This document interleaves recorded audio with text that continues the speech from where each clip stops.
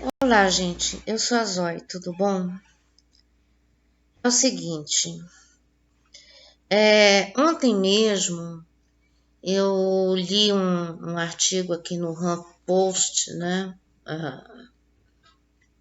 HuffPost Brasil, e o texto trata basicamente de positividade tóxica, né?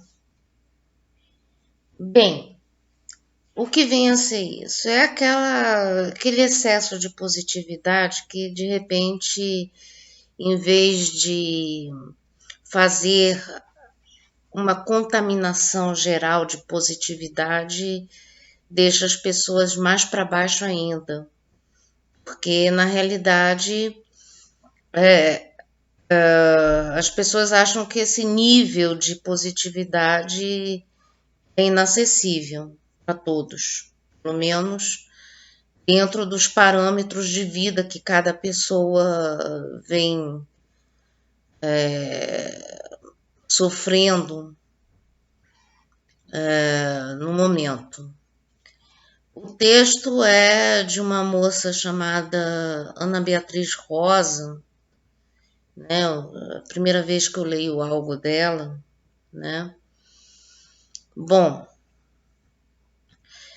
é claro que ela foca o discurso na questão de plataformas como o Instagram, que quer dizer o seguinte: as pessoas postam aquelas fotos muito trabalhadas, exibindo fotos de viagens maravilhosas, almoços chiquérrimos, fotos pessoais assim em situações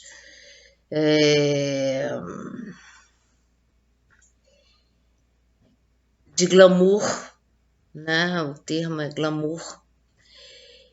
E de repente isso a gente vê, a gente que tá meio, né? Eu, como vocês sabem, né? Eu me assumi como novo pobre, né?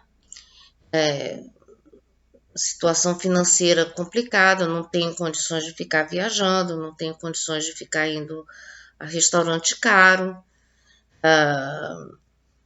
a roupa, né? Complicado isso. E aí você vê essas fotos, você começa a se sentir, pô, por que essa guria conseguiu isso tudo e eu não consigo, não sei o quê. Ou seja, vai depender da autoestima de cada um, claro, né? Algumas pessoas se sentem mais afetadas com esse tipo de ostentação e outras menos, né? Muito provavelmente porque vai depender do nível de exigência que cada um tem em relação à própria vida. É isso. Agora, só que eu acho que apesar de agora eles terem dado um nome a esse tipo de coisa, eu acho que esse tipo de fenômeno já acontecia há muito tempo. E eu, raciocinando vagamente a respeito, eu cheguei à conclusão de que aquela personagem, a Poliana, daquele livro, eu acho que um monte de gente já leu, né? Representava esse tipo de positividade tóxica também. De uma certa forma, era dentro do que foi falado aqui no texto, em algo havia. Vocês vão ver o que eu estou querendo dizer com isso. Calma, né? O assunto é complexo. A Poliana, eu já falei até num outro vídeo aí que eu estava falando sobre personagens de literatura infantil que eu me identificava quando era criança. E a Poliana era uma dessas que me dava nos nervos. Por quê? Porque a Poliana, assim, a vida dela estava desandando. Ela era criança, perdeu o pai, já tinha perdido a mãe, foi morar com uma tia terrível. E ela ali, feliz da vida, tranquila, achando que eu podia estar pior, eu podia não ter uma tia, não sei o quê. Mas, pô, com aquela tia ali, eu não sei se eu queria ter uma tia daquela, entende? Não dá. Aquela tia da Poliana não rola. É,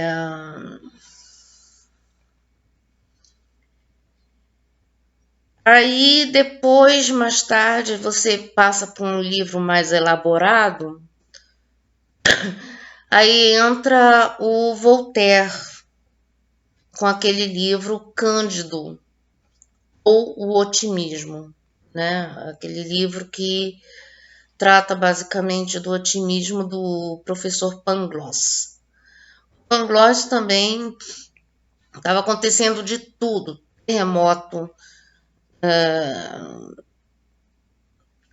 coisas assim seríssimas acontecendo no meio da história e o Pangloss ali, mas a gente vive no melhor dos mundos possíveis e ou seja, é um processo de negação, concordam? Eu acho que as pessoas elas precisam elaborar essas coisas até para poder, quem sabe, sair dessa crise, mas entendendo que existe uma crise, né? É o que eu tenho refletido durante um tempo, justamente por causa, desde a época que eu li Poliana, esse tipo de pensamento me vem à cabeça. E não só isso. Lá pelos anos 90, apareceu no, uma modinha chamada livros de autoajuda, que também diz que você tem que trabalhar sua autoestima, que se você fizer aqueles exercícios, assim você vai ficar com uma autoestima lá em cima, garantia. Só que você fazia os exercícios e nada acontecia, você continuava se sentindo do jeito que você sempre se sentiu, se você sempre teve problema com autoestima, e foi uma coisa que já aconteceu comigo, de ter problemas de autoestima. Então, você fatalmente vai ver que você não está melhorando porque você está fazendo aqueles exercícios. Você não está tendo retorno daquilo, entende? E depois, aí você começa a ler mais algumas outras coisas a respeito da autoestima, manter o pensamento positivo, as coisas vão dar certo se você pensar que vão dar certo, aquela coisa. Só que você cansa de ter esperança e a coisa não dá certo do jeito que você quer. Ou pelo menos não dá certo nem perto daquilo que você pensou, né? Muito pelo contrário, dá tudo errado. E aí o que que acontece? Aí entra, por exemplo, uma experiência que eu tive com a minha mãe. Meu pai morreu, Minha mãe ficou viúva e a minha mãe, em vez de tratar o luto como um luto, ela resolveu tratar como se fosse uma doença. Aí começou a tomar antidepressivo.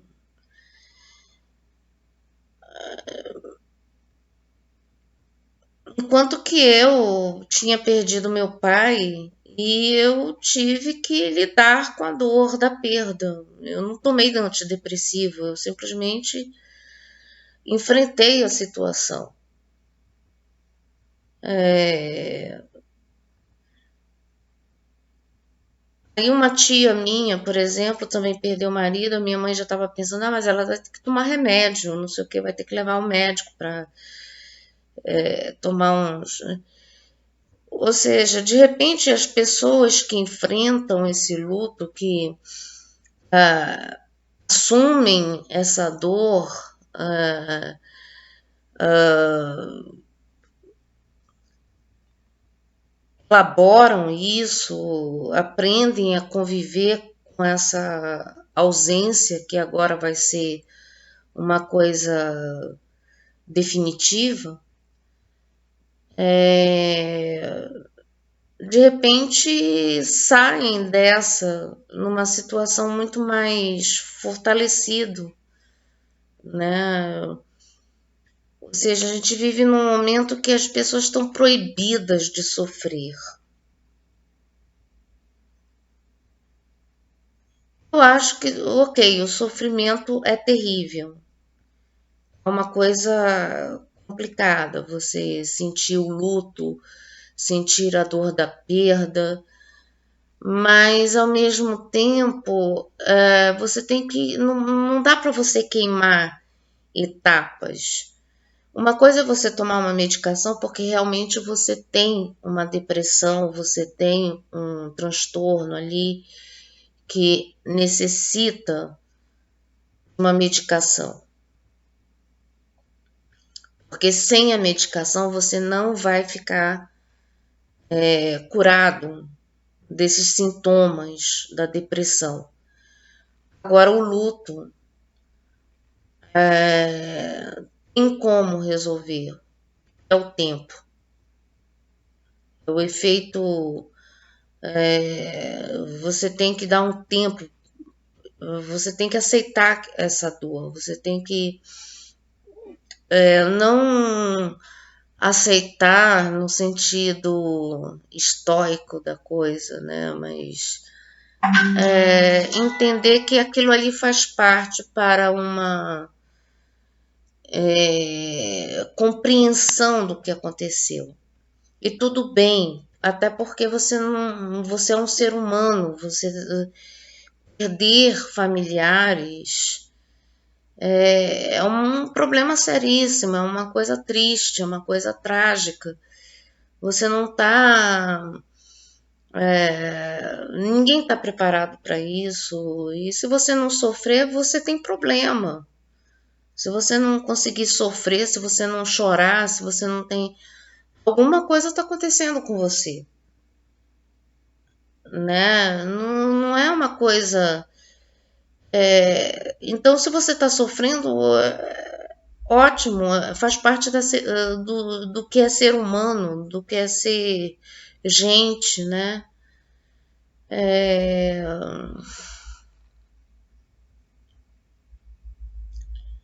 Bom, se alguém visitar meu Instagram, vai ver que meu Instagram é bem honestão, né? Tem foto desfocada, tem foto minha chorando, vídeo meu chorando,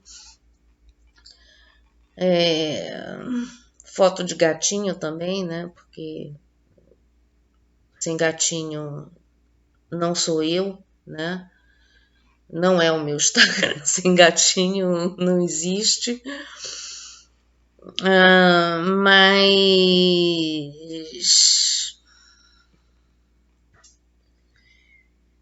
é isso, eu acho que eu precisava falar a respeito desse tipo de assunto. Eu vou ficando por aqui, assim, estou fazendo esse vídeo meio que porque eu fiquei com esse assunto na cabeça, né? E eu acho que eu tenho que colocar para fora essas ideias, né? E de repente eu posso aprofundar um pouco mais a respeito desse tema e aí a gente pode aprofundar isso futuramente, né?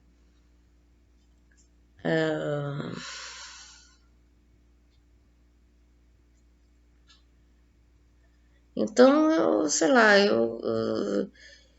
eu acho que eu entendi esse negócio de positividade tóxica. Eu acho que as pessoas estão se cobrando demais em relação a esse negócio de pensamento positivo, de vida saudável, de felicidade a qualquer preço, ou seja, é como se você tivesse uma obrigação de estar sempre bem.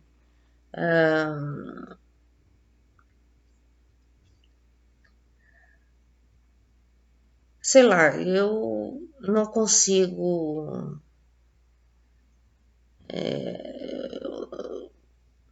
Se você está feliz em algum momento, aproveita aquele momento, né? Não precisa se cobrar que aquilo ali aconteça o tempo todo. A vida é feita de altos e baixos, né? Aquela coisa toda, né? Bem clichê, mas eu acho que é um clichê que funciona. Pelo menos mantém uma certa sanidade, né? Porque se você for achar que porque você está triste, porque você está sofrendo, você é o errado da história também, é complicado isso.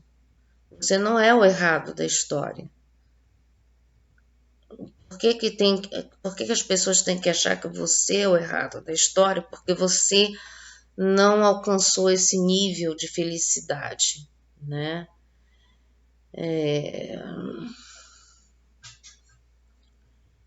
Sei lá, eu fiquei pensando muito sobre isso e eu acho que é interessante ter um vídeo a respeito desse assunto. E agora tem nome. Eu acho que isso sempre existiu, essa tal felicidade tóxica, né? Mas eu acho que agora deram um nome para isso. Eu gostei do nome.